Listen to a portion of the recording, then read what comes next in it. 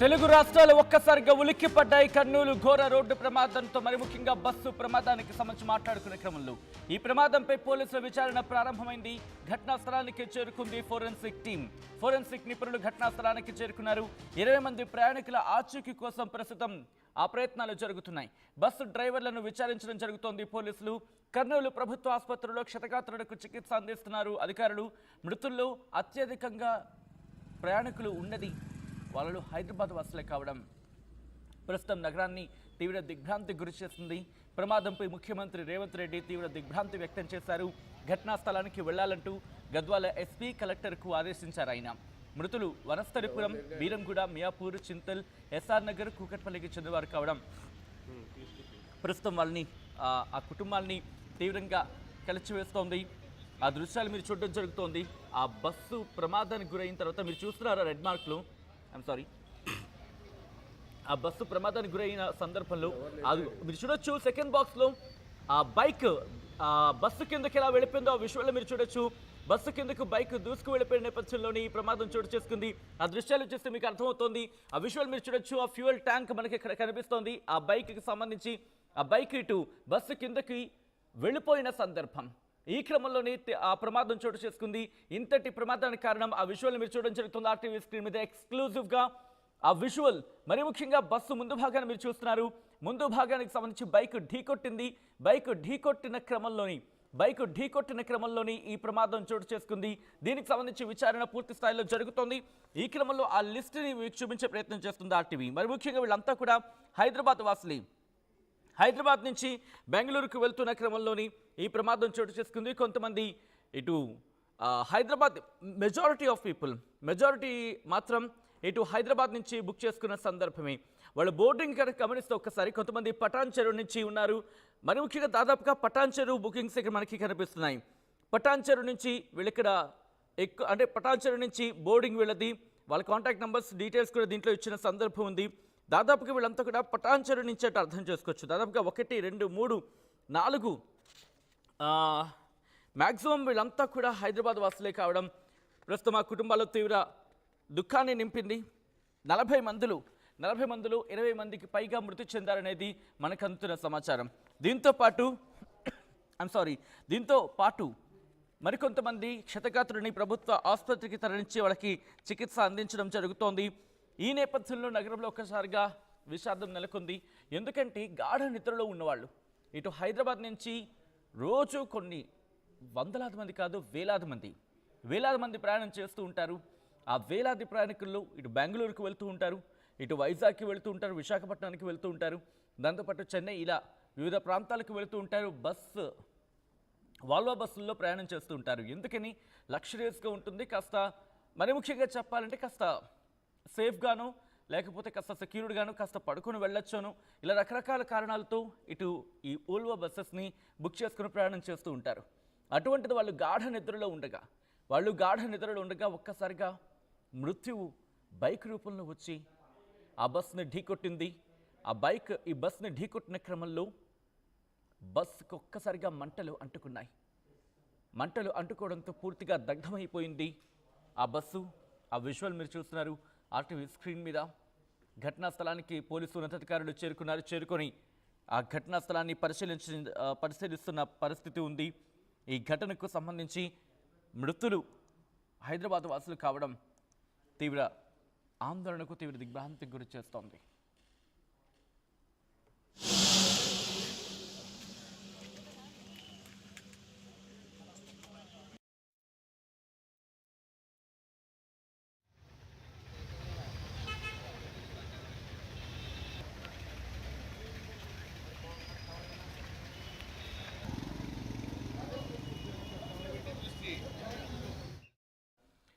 Visual మీరు చూస్తున్నారు.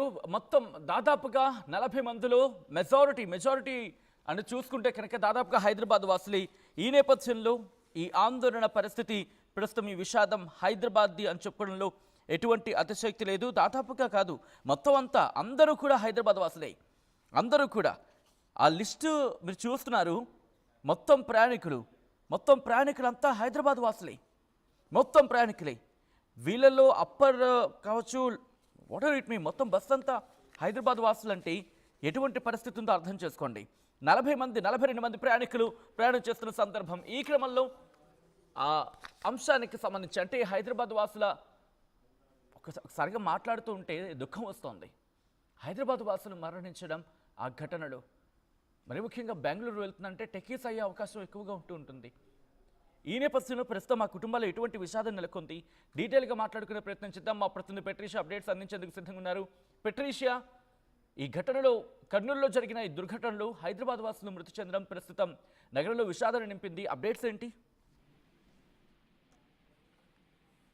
Kurnool district లో జరిగిన major fire accident Kaveri travels bus ఏదైతే హైదరాబాద్ నుంచి బెంగళూరు వెళ్తున్న సమయంలో కర్నూలు నుంచి 15 కిలోమీటర్ దూరంలో ఈ ఘటన చోటు చేసుకుంది. ఒకవైపు అర్ధరాత్రి వేళ 3 గంటలకి ఘటన చోటు చేసుకుంది. ఆ ప్రాంతంలో దాదాపు ఆ బస్ లో కూడా 50 మంది ఉన్నారంటూ కూడా అంచనా వేస్తున్నారు. మొత్తం మీద కూడా అనధికారికంగా అయితే దాదాపు 25 మందికి పైన కూడా చనిపోయి ఉంటారంటూ ప్రస్తుతం అయితే సమాచారం తెలుస్తుంది. మరికొంతమంది కూడా గాఢ నిద్రలో ఉన్నప్పుడు ఈ ఘటన చోటు చేసుకుంది. ఏదైతే బస్సు వేగంగా వెళ్తున్న బస్సు ఒక బైక్ ని ఢీకొట్టడం, అది కాస్త పెట్రోల్ ఫ్లేమ్ అనేది వ్యాపించడం, మొత్తం బస్ అంతా కూడా ఆక్సిజన్ ఉంటుంది కాబట్టి మొత్తం అంతా కూడా అది స్ప్రెడ్ అవ్వడము, జనాలందరూ కూడా డీప్ స్లీప్ లో ఉన్నారు. వెంటనే ఈ సమయంలో ఈ ఘటన జరిగిన సమయంలో స్థానికంగా పక్కనే ఉన్న మిగతా బస్సెస్ ప్యాసింజర్స్ అందరు కూడా కొంతమంది అలర్ట్ అయిపోవడం, హుటాహుటిగా ఫైర్ సేఫ్టీకి కానీ పోలీస్ అధికారులకి కానీ అంబులెన్స్ కి వెంటనే కాల్ చేయడము, సిబ్బంది అంతా అక్కడ చేరుకోవడం, గాయపడ్డ అందరినీ కూడా వెంటనే హాస్పిటల్ కి తరలించారు. కర్నూలు హాస్పిటల్ కి కాపాడే ప్రయత్నం చేసినప్పటికీ కూడా చాలా మంది చనిపోయారని కూడా తెలుస్తుంది. మొత్తం మీద కొంతమంది మాత్రము బతికి బయటపడ్డారనే ప్రధానంగా తెలుస్తుంది. దాంట్లో గుణసాయి అన్న వ్యక్తి ఎవరైతే హైదరాబాద్ వాసులు ఉన్నాడో అతను ప్రాణాలు కాపాడుకోవడానికి అద్దము ఏదైతే బస్సు అద్దాన్ని పగలగొట్టి మరి కిటికీల నుంచి దూకడం జరిగింది. మెయిన్ ఎంట్రీ డోర్ ఏదైతే ఉంటుందో అది బలంగా పుష్ చేస్తున్నప్పటికీ కూడా ఎవరు కూడా ఆ డోర్ ని ఓపెన్ చేయలేకపోయారు. మరోవైపు డ్రైవర్ తో పాటు ఇంకా అడిషనల్ డ్రైవర్ ఎవరైతే ఉంటారో అతను అద్దాలు పలగొట్టుకొని మరి వాళ్ళు దూకి పారిపోయారు. సాయి అన్న వ్యక్తి ఎవరైతే హైదరాబాద్ వాసిలో అతను దూకడము, వెంటనే అతను కాపాడుకునే ప్రయత్నం చేశాడు. మరోవైపు ఇంకా ఎవరిని కూడా కాపాడే ప్రయత్నం చేయలేకపోయాము. చాలా దట్టమైన పొగలతో మొత్తం బస్ అంతా కూడా వ్యాపించింది. కొంతమంది మాత్రం బిక్కుమని బోరుమని ఏడుస్తున్నారు. మరోవైపు వెళ్ళే ఆప్షనే లేదు, ఎందుకంటే స్లీపర్ కాబట్టి ఎక్కడ ఆ ప్లేస్ లేదు. మరోవైపు కుక్కి జనాలందరూ ఒకటే దగ్గర ఉండడము, ఆ ఫ్లేమ్ స్టార్ట్ అయిన వెంటనే ఫ్రాక్షన్ ఆఫ్ సెకండ్స్ లో ఈ ఘటన అంతా చోటు చేసుకుంది. కాపాడుకునే ప్రయత్నం ఎవరిని కూడా నేను చేయలేకపోవడము నా దురదృష్టమే అంటూ కూడా గుణసాయి ఆర్టీవీతో ఎక్స్క్లూజివ్ గా మాట్లాడడం జరిగింది. మరోవైపు మొత్తం బస్ అంతా కూడా దాదాపు 97% అంతా కూడా దగ్ధమైపోయిన పరిస్థితి. క్షతగాత్రులు ఎవరైతే ఉన్నారో వెంటనే వాళ్ళందరినీ కూడా హాస్పిటల్ తరలించారు. మరోవైపు ఒకసారి మీరు లైన్ లో ఉండే ప్రయత్నం చేయండి. ఆ లిస్ట్ ఆర్టీవీ చేతిలో ఉందో ఒకసారి ఆ డీటెయిల్స్ గురించి మాట్లాడుకునే ప్రయత్నం చేద్దాం. బహుశా ఆ లిస్ట్కి సంబంధించి చెప్పే ప్రయత్నం చేస్తున్నాను. దయచేసి భయపడద్దు, ఎందుకంటే ఈ లిస్ట్ ఆ ప్రయాణికులకు సంబంధించి కాస్త లిస్ట్ కొంత మనకు అందింది. ఆ లిస్ట్ని నేను చెప్పే ప్రయత్నం చేస్తాను. దీంట్లో ఫిలోమెన్ బేబీ అని చెప్పి ఒక వ్యక్తి ఉన్నారు. సో వాళ్ళకి సంబంధించి మాట్లాడుకుంటే కనుక అంబేద్కర్ స్టాచ్యూ దగ్గర వాళ్ళు పికప్కి సంబంధించి మాట్లాడుకున్న సందర్భం. ఆ తర్వాత అశ్విన్ రెడ్డి విజేత సూపర్ మార్కెట్ బీరంగూడకు సంబంధించి బీరంగూడ దగ్గర వాళ్ళని పిక్ చేసుకోవడం జరిగింది. అలాగే పటాన్చెరులో అంబేద్కర్ స్టాచ్యూకి సంబంధించి అక్కడ పిక్ చేసుకున్న ఫిలోమెన్ బేబీ, అలాగే ఎం సత్యనారాయణ ఆయన కూడా గండి మైసమ్మ నుంచి బస్సు ఎక్కడం జరిగింది. సుబ్రహ్మణ్యం బస్సు ఎక్కడం జరిగింది. ఇటు బహదూర్పల్లి క్రాస్ రోడ్స్లో ఆయన దర్దాపులో ఆయన బస్సు ఎక్కినట్టుగా తెలుస్తోంది. అలాగే ప్రశాంత్ కూడా ఈ బస్సులో ట్రావెల్ చేయడం జరుగుతోంది. ఇలా దాదాపుగా చాలామంది ఈ మొత్తం 40 మంది ఈ బస్సులో ట్రావెల్ చేస్తున్న వాళ్ళు. ఒక్కసారి నేరుగా ఘటనా ప్రదేశానికి వెళ్ళే ప్రయత్నం చేస్తాను. మా ప్రతినిధి హుస్సేన్ అప్డేట్స్ అందించేందుకు సిద్ధంగా ఉన్నారు. హుస్సేన్, ప్రస్తుతం క్షతగాత్రుల పరిస్థితి ఏంటి, వాళ్ళకి ఎటువంటి ట్రీట్మెంట్ అందుతోంది, అక్కడ పరిస్థితులు ఎలా ఉన్నాయి? హుస్సేన్.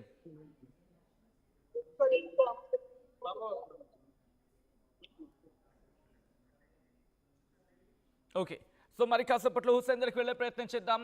ఈ ఘటన ఒక్కసారిగా ఇటు హైదరాబాద్ని షాక్ గురి చేస్తుంది. ఎందుకంటే కర్నూలు జిల్లాలో ఘోర ప్రమాదం ఇంపాక్ట్కి సంబంధించి మాట్లాడుకునే క్రమంలో ఒక్కసారిగా మంటలు అంటుకున్నాయి. 3 నిమిషాల వ్యవధిలోనే మంటలు అంటుకున్నాయంటూ కూడా ప్రస్తుతం ఆర్టీవీతో మాట్లాడుతున్న సందర్భంలో బైరెడ్డి శబరి చెప్పుకొచ్చారు.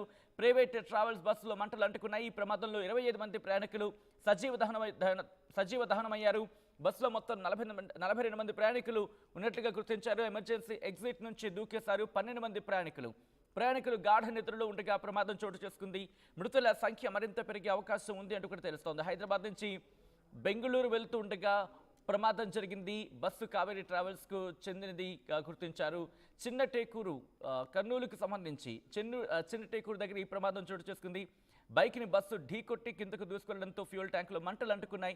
ఈ ఘటన మీద ముఖ్యమంత్రి చంద్రబాబు తీవ్ర దిగ్భ్రాంతిని వ్యక్తం చేశారు. హైదరాబాద్ వాసులు ఈ కర్నూలు ఘోర రోడ్డు ప్రమాదంలో హైదరాబాద్ వాసులు కూడా ఉన్నారు.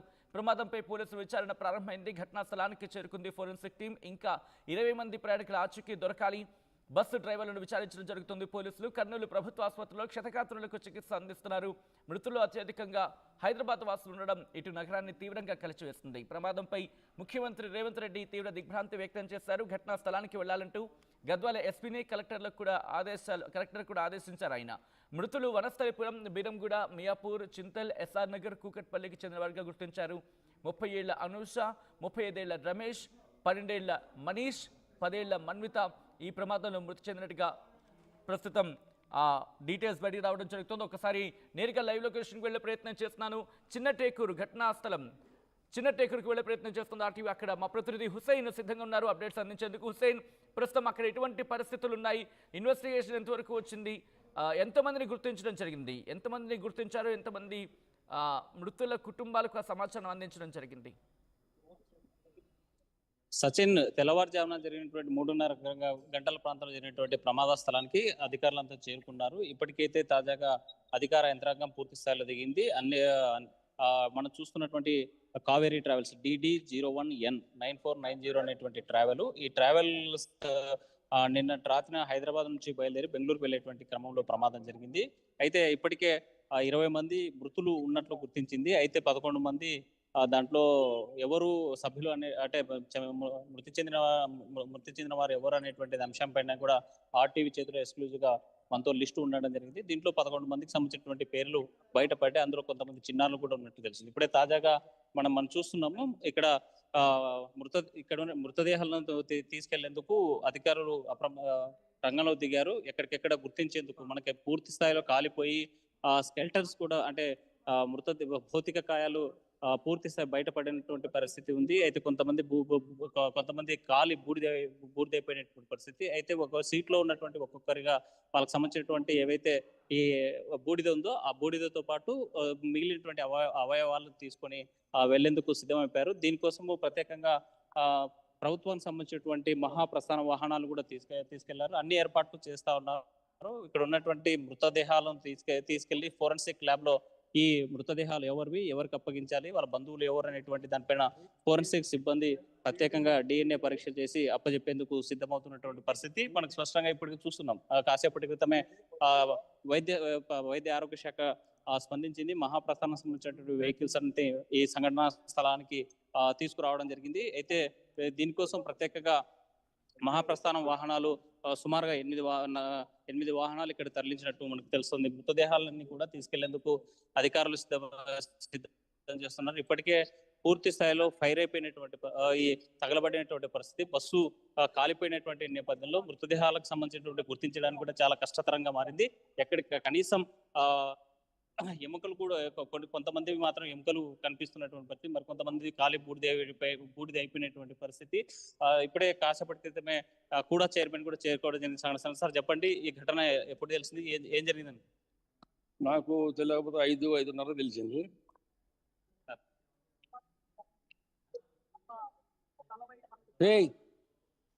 తెల్లవారుజామున 5-5:30 తెలిసింది. చాలా దారుణం ఇది.